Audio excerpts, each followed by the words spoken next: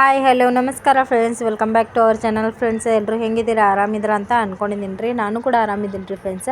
ಬರ್ರಿ ಇವತ್ತಿನ ಬ್ಲಾಗನ್ನು ಶುರು ಮಾಡೋಣ ರೀ ಫ್ರೆಂಡ್ಸ್. ನೋಡಿರಿ, ಇವತ್ತು 6 ಗಂಟೆಗೆ ನಾನು ಬ್ಲಾಗ್ನ ಶುರು ಮಾಡೇನಿ ರೀ. ಸೊ ಈ ದಸರಾ ಹಬ್ಬ ಐತಲ್ರಿ. ಸೊ ದಸರಾ ಹಬ್ಬಕ್ಕೆ ಲಿಫ್ಟ್ ಕಡೆ ರಂಗೋಲಿ ಎಲ್ಲ ಹಾಕ್ಬೇಕು ರೀ. ಈ ದಸರಾ ದೀಪಾವಳಿ ಬಂತಂದ್ರೆ ನಮ್ದು ಸುಗ್ಗಿ ರೀ. ಯಾಕಂದ್ರೆ ರಂಗೋಲಿದೆ. ಸೊ ಹೆಂಗಾದರೂ ಕಲ್ಕೊಂಡು ರಂಗೋಲಿ ಹಾಕೋದಂತೂ ಕಲಿತಾರೆ. ಹೆಂಗೋ ಒಂದು 4-5 ವರ್ಷ ಆತ್ರಿ. ಯಾಕಂದ್ರೆ ನಾನು ಹಾಕ್ಬೇಕು ರೀ. ಇಲ್ಲಿ ಅಪಾರ್ಟ್ಮೆಂಟ್ದಾಗ ಎಲ್ಲದಕ್ಕೂ ಪಾರ್ಕಿಂಗ್ ಕಡೆ ನಾವೇ ಇರ್ತೇವಲ್ರಿ. ಆಮೇಲೆ ಲಿಫ್ಟ್ ಕಡೆ ಅಂತೂ ಒಂಥರ ಬಣ ಅನಿಸ್ತೈತೆ ರೀ. ಅದ್ರ ಸಂಬಂಧ ಲಿಫ್ಟ್ ಕಡೆ ಇದು ಹಾಕಾಕತ್ತೇನೆ ರೀ. ಸೊ ದಸರಾ ಹಬ್ಬ ಇರೋ ಸಂಬಂಧ ಸ್ವಲ್ಪ ರಂಗೋಲಿ ಜಾಸ್ತಿ ಹಾಕ್ಬೇಕಲ್ರಿ. ಒಂದು ಸ್ವಲ್ಪ ಏನೋ ಶೋಭೆ ಅನ್ನಿಸ್ತೈತೆ ರೀ. ಅದು ಹಾಕಿದ್ರೆ ಅದ್ರ ಸಂಬಂಧ ನಾನು ಕೂಡ ಹಾಕಬೇಕಂತ ಅಂದ್ಕೊಂಡು ಇವತ್ತು ಬೆಳಗ್ಗೆ ಜಲ್ದಿ ಎದ್ದು ಮ್ಯಾಗಿಂದ ಒಂದು ಸ್ವಲ್ಪ ಕಸನೆಲ್ಲ ಮಾಡ್ಕೊಂಡು ಬಂದು ಈಗ ನಮ್ಮ ಸಮೀರ ವೀಡಿಯೋ ಮಾಡಾಕತ್ತಿದ್ದಾರೆ. ನಮ್ಮ ಸಮೀರ ಅಂತೂ 5 ಗಂಟೆಗೆ ಹೇಳ್ತಾನೆ ರೀ ಅವ. ಸೊ ಈಗ ವಿಡಿಯೋ ಮಾಡಾಕತ್ತಿದ್ದಾರೆ ಅವ. ನಾನಂತರೂ ರಂಗೋಲಿ ಹಾಕಾಕತ್ತೀನಿ. ಸೊ ಅದು ರಂಗೋಲಿ ಹಾಕಿ ಸಿಂಪಲ್ಲಾಗಿ ಇದು ಒಂದು ಹೂವಿಂದ ಒಂದು ಇದು ರಂಗೋಲಿ ತೆಗೆದು ಯಾವುದೋ ಒಂದು ಬಣ್ಣದ ಇದು ಕಲರ್ ಸಿಕ್ತಿರಪ್ಪ ಅದು ತುಂಬಾಕತ್ತಿದ್ದೆ. ಸೊ ನೋಡಿರಿ ಫ್ರೆಂಡ್ಸ್, ಸಿಂಪಲ್ಲಾಗಿ ಒಂದು ರಂಗೋಲಿ ಹೆಂಗಾಗುತ್ತೆ ಸೊ ಕಮೆಂಟ್ ಮೂಲಕ ತಿಳಿಸ್ರಿ. ಹಂಗೆ ಇಷ್ಟ ಆದರೆ ಲೈಕ್ ಕೂಡ ಮಾಡಿರಿ ಫ್ರೆಂಡ್ಸ. ನಿಮ್ಗಳ ಲೈಕಿಂದ ಸಪೋರ್ಟಿಂದ ನಾನು ಕೂಡ ಸ್ವಲ್ಪ ಮುಂದೆ ಬರೋ ಹಂಗೆ ಆಗಲಿ ರೀ ಫ್ರೆಂಡ್ಸ. ಮತ್ತು ಇವತ್ತಿಂದ ಇನ್ನೂ ಏನಪ್ಪ ಅಂದ್ರೆ ಸೊ ನಾನು ಈಗ ಕೆಲ್ಸಕ್ಕೊಂದು ಹೋಗೋದೈತ್ರಿ 7 ಗಂಟೆಗೆ. ಯಾಕಂದ್ರೆ ಒಂದು ಸ್ವಲ್ಪ ಜಲ್ದಿ ಕೆಲಸ ಮುಗಿಸ್ಕೊಂಡು ನಾನು ಅರಿವಿ ಅಂಚಡಿ ಎಲ್ಲ ಒಗಿಬೇಕು ರೀ. ಯಾಕಂದ್ರೆ ಹುಡುಗರು ಬಂದಾರಲ್ರಿ. ಹುಡುಗರು ಬಂದಿದ್ದಕ್ಕೆ ಸ್ವಲ್ಪ ಕೆಲಸ ಜಾಸ್ತಿ ರೀ. ಈಗ ಹೆವಿ ಕೆಲಸ ಆಗತ್ತೈತಿ ಮನ್ಯಾಗ.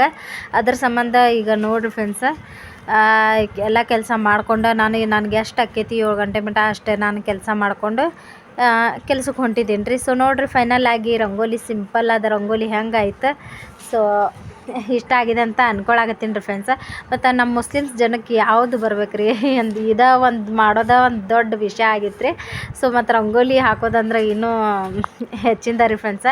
ಸೊ ನೋಡಿರಿ, ಈಗ ನಾನಂತರ ಸ್ವಲ್ಪ ರಂಗೋಲಿ ಹಾಕಿ ಬಂದು ಒಂಚೂರು ನನ್ನ ಕೈಲಿ ಆದಷ್ಟು ನಾನು ಕೆಲಸ ಮಾಡಕ್ಕೆ ಕುಂತಾರೆ. ಸೊ ಕೆಲಸ ಅಂದ್ರೂ ಈಗ ಪಲ್ಯ ಮಾಡಾಕತ್ತಿದ್ದಾರೆ. ಯಾಕಂದ್ರೆ ಸ್ವಲ್ಪ ನಾಷ್ಟಕ್ಕಂತಂದು ರೆಡಿ ಮಾಡ್ಕೋಬೇಕಲ್ರಿ.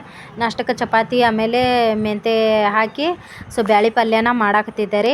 ಯಾಕಂದ್ರೆ ಇದು ಅಂತೂ ಸೂಪರ್ ಕಾಂಬಿನೇಷನ್ ರೀ. ಮಸ್ತ್ ಕಾಂಬಿನೇಷನ್ ರೀ ಚಪಾತಿದಾಗಂತೂ. ಅದ್ರ ಸಂಬಂಧ ಸೊ ಇದನ್ನು ಹೊಟ್ಟೆ ತುಂಬ ಊಟ ಮಾಡಿಬಿಡ್ತಾರೆ. ಮತ್ತೆ ಎಲ್ಲಿ ನಾಷ್ಟ ಮಾಡ್ಕೊತ ಕುಂದಿರ್ಲಿ ಅಂತಂದು ನಂಗೆ ಅಂತೂ ಉಪ್ಪಿಟ್ಟು ಅವಲಕ್ಕಿ 4 ಮೈಲಿ ದೂರನ ರೀ. ಯಾಕಂದ್ರೆ ನಾವು ಯಾವತ್ತೂ ಜಾಸ್ತಿ ಇಷ್ಟಪಡಂಗಿಲ್ಲ ರೀ ಅವಲಕ್ಕಿ ಇದು ಉಪ್ಪಿಟ್ಟು ಅಂದ್ರೆ. ಅದ್ರ ಸಂಬಂಧ ನಂಗೆ ಮಾಡೋಕ್ಕೂ ಬೇಸರ ಆಗ್ಬಿಡ್ತೈತೆ ರೀ. ಇದು ಅಡುಗೆ ಅಂದರೆ ಇನ್ನೂ ಸ್ವಲ್ಪ ಇಷ್ಟಪಟ್ಟಾದರೂ ಮಾಡ್ತೀನಿ ರೀ. ಇದು ನಾಷ್ಟ ಅಂತೂ ಸಿಕ್ಕಾಪಟ್ಟೆ ನಂಗೆ ಬೇಸರ ಆಗ್ಬಿಡ್ತೈತೆ ರೀ. ಅದ್ರ ಸಂಬಂಧ ಸೊ ಈಗ ಪಲ್ಯ ಮಾಡಾಕತ್ತಿದ್ದಾರೆ. ಇದು ಇನ್ನೂ ಸ್ವಲ್ಪ ಕುದಿಬೇಕು ರೀ. ಬ್ಯಾಳೆ ಅವು ಅಲ್ಲೇ ನಮ್ಮ ಊರಾಗ ಒಂದು ಸ್ವಲ್ಪ ಬಳಿ ಉಡ್ಸೋಕೆ ಹೋಗ್ತಾರಲ್ರಿ, ಅವ್ರು ಕೊಟ್ಟಿದ್ರಂತ ಅಲ್ಲೇ.